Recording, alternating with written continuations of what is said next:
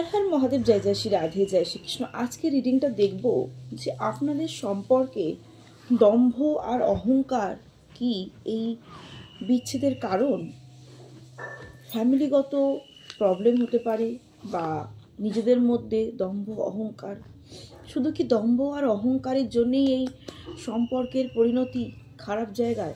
সেটা extra marital affairs হতে পারে, উইডো দেখতে পারেন, সেম জেন্ডারে থাকা মানুষ দেখতে পারেন, হাজব্যান্ড ওয়াইফ, বয়ফ্রেন্ড গার্লফ্রেন্ড বা পারিবারিক কোনো মানুষজনকে নিয়েও কিন্তু রিডিংটা দেখতে পারেন, ঠিক আছে? আর রিডিং দেখার সময় মাথায় রাখবেন যে 1176 হর হর মহাদেব, শিব কালী দুর্গা আল্লাহ ক্লেম করতে হবে, ক্লেমটা মাস্ট।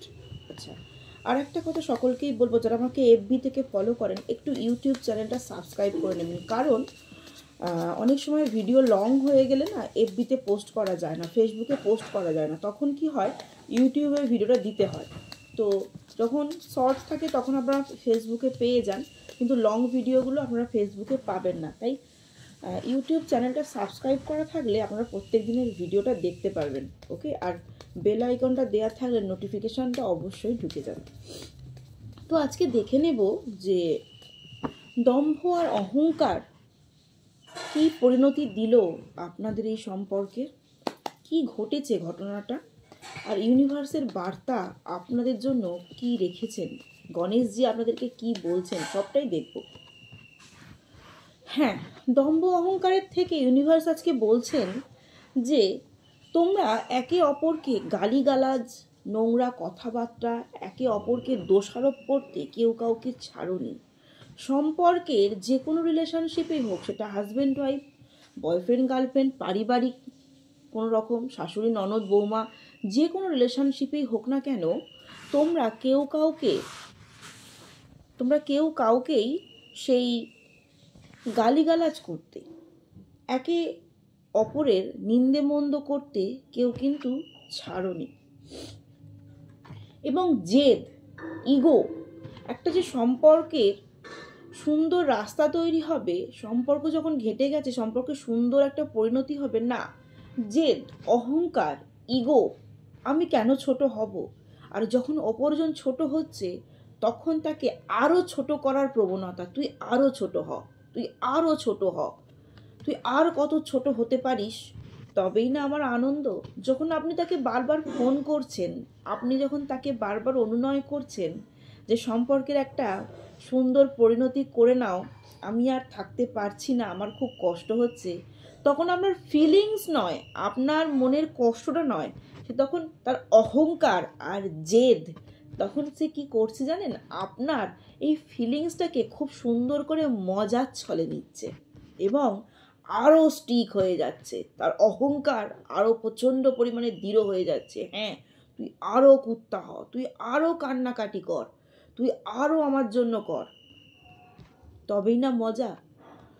এবং আপনি যে বললাম না কান্নাকাটি করছেন, সেই কান্নাকাটিটাতে ভীষণ পরিমাণে সে মজা নিচ্ছে। হ্যাঁ, এবার তো আয়েগা মজা, আভি তো আয়েগা মজা, এবার তো না, আভি তো আয়েগা মজা। তো হ্যাঁ, আপনি যে বারবার কান্নাকাটি করছেন না, আপনার পার্টনারের কিন্তু কিচ্ছু মনে হচ্ছে না, কিচ্ছু না, বরঞ্চ সে আরও ফুলে ফেপে উঠছে। হ্যাঁ, তুই আরও কর।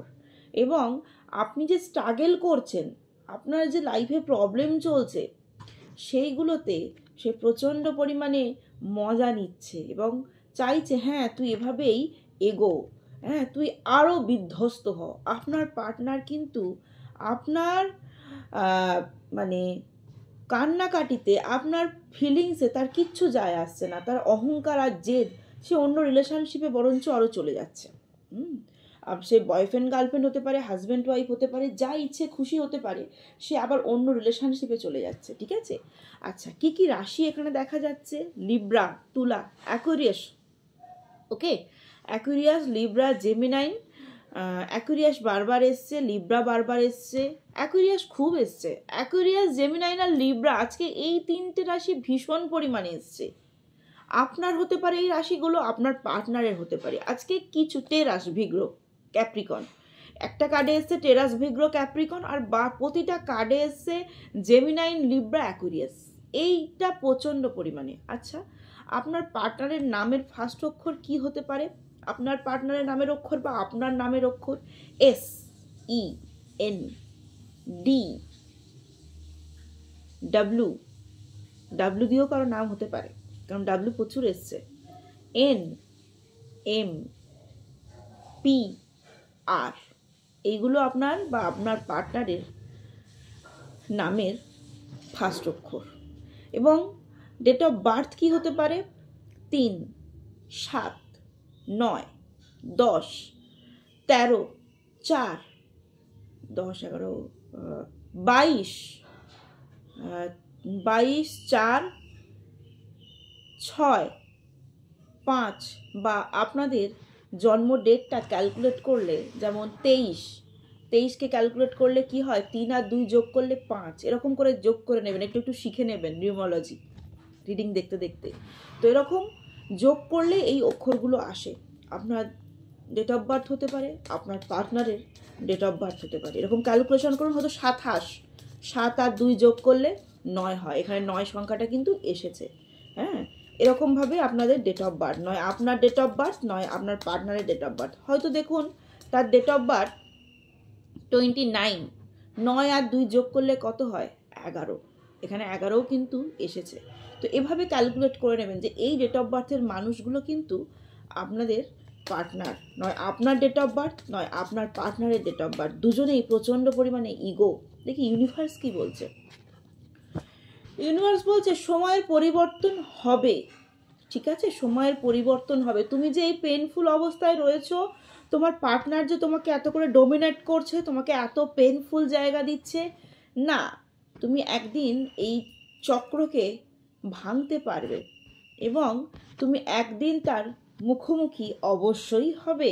হ্যাঁ, তুমি নিজেকে এখন কন্ট্রোল করো, তুমি নিজেকে কন্ট্রোল করতে পারছো না, তোমার মনের মধ্যে রাগ হচ্ছে প্রচণ্ড পরে, সে কেন আমায় ফোন করলো না, সে কেন আমার ফোন ধরলো না, সে কেন আমায় ভালোবাসলো না, আমি তাকে এত ভালোবাসা দিয়ে আসলাম, সে কেন আমার সাথে এইসব করলো না।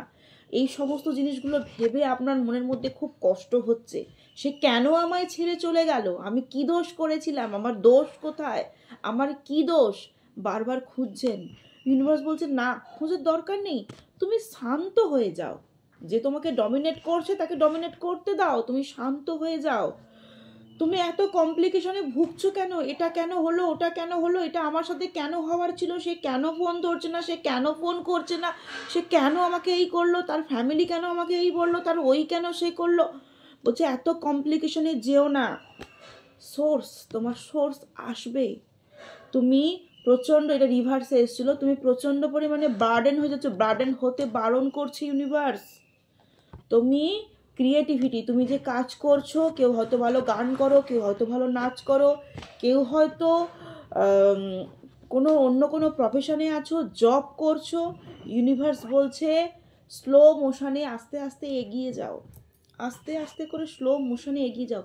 সে কেন ফোন করলো না, সে কেন আমার ফোন ধরলো না, সে কেন আমার বাচ্চার খোঁজ নিল না, সে কেন আমায় ছেড়ে চলে গেল, এগুলো কিচ্ছু করো না। এগুলো না ভেবে তুমি তোমার কর্মক্ষেত্রে এগিয়ে যাও, ইউনিভার্স একদিন তোমার সফলতা দেবে। ইউনিভার্স এটাই বলছে। দেখো গণেশজি কি বলছেন, ইউনিভার্স তো আমাদের সুন্দর মেসেজ দিয়েছেন, গণেশজি কি বলছেন একবার দেখে নেব।